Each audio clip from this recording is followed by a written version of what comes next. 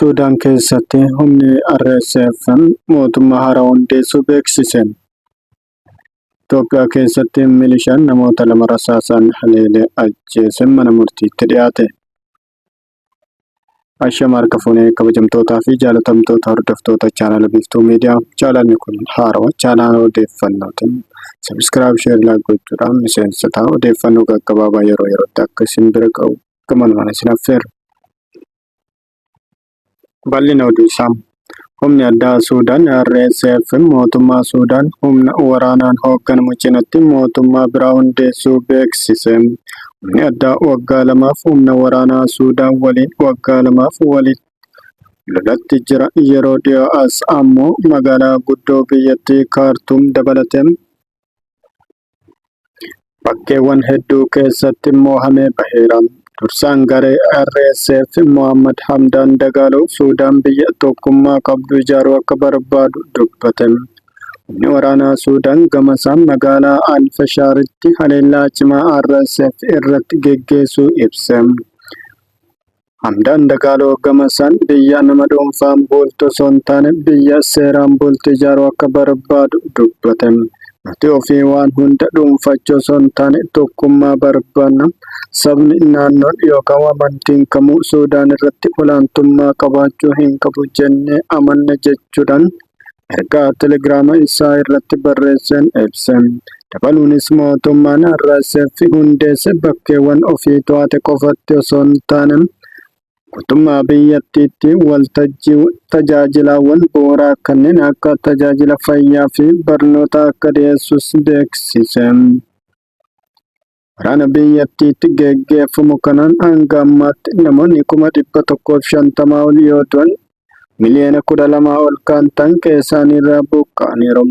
Lolli dhiyeenya magaalaa guddoo Daarfur kaabaa kan taatan Al-Fashaaritti geggeeffamaa jiru ammoo namoonni nagaa kuma hedduun qe'ee isaaniirraa buqqa'uun gara buufata baqattoota guddicha Zamzamitti akka baqatan dirqisiiseera. Buufanni kun magaalaa Al-Fashaar irraa fageenya kiiloomeetira 70 irratti kan argamu ta'urraa kan ka'e. Namoonni hedduun karaa irratti dheebuudhaan du'uu hedduun isaanii laafanii buufata baqattootaa kana ga'uu dadhabuun deeggarsa barbaadaa jiraachuun ifame. Oduu biraatiin Itoophiyaa keessatti taateen godina Arsii aanaa Jajuutti mudate kun waan amanuuf nama rakkisuudha jedhan jiraattonni. Innis miseensi milishaa meeshaa waraanaa nagaa uummataa akka eeguuf itti kenname lubbuu namoota nagaa lamaan galaafatu isaa beekameera. Abbaan alangaa godina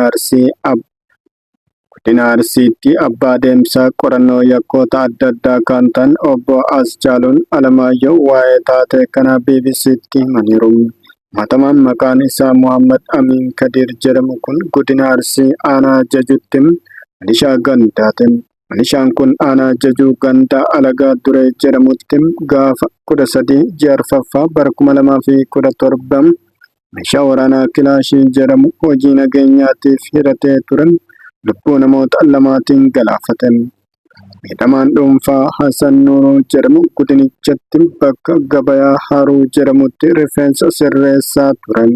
Milishaan kun bakka hojii miidhamaa kanaa deemuun maaliif walgahii hin baane jechuudhaan al duree tokko malee kilaashii qabatee jiru naanneffachuun utuma miidhamaan kun rifeensa sirreessaa jiru dhukaasee ajjeese. Miidhamaan rifeensa sirreessaa ture battalumatti du'e.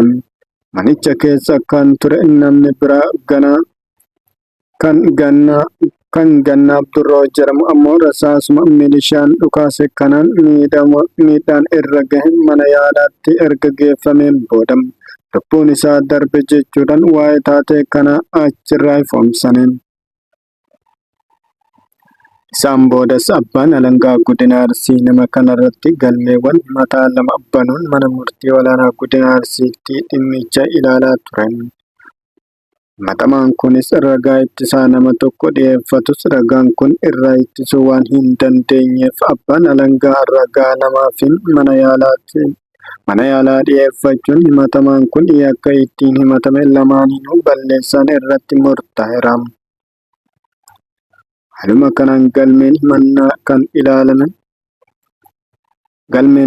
galmee himannaa kana ilaalaa kan turan manni murtii olaanaa godina Arsii falmii gama lamaaniitiinuu bu'uura godhachuun dhaddacha gaafa 18 ji'a torbaffaa bara 2017 oolan miseensi milishaa kilaashiidhaan lubbuu namoota lamaa galaafate kun hidhaa cimaa waggaa 21 akka adabamuuf murteen irratti darbuun dhagahame. Kabajamtootaa fi dhaggeeffattoota keenya oduun gaggabaaboo yeroo ammaa qabnu kanaan odeeffannoo biraatiin walitti deebinuun nagaan turan.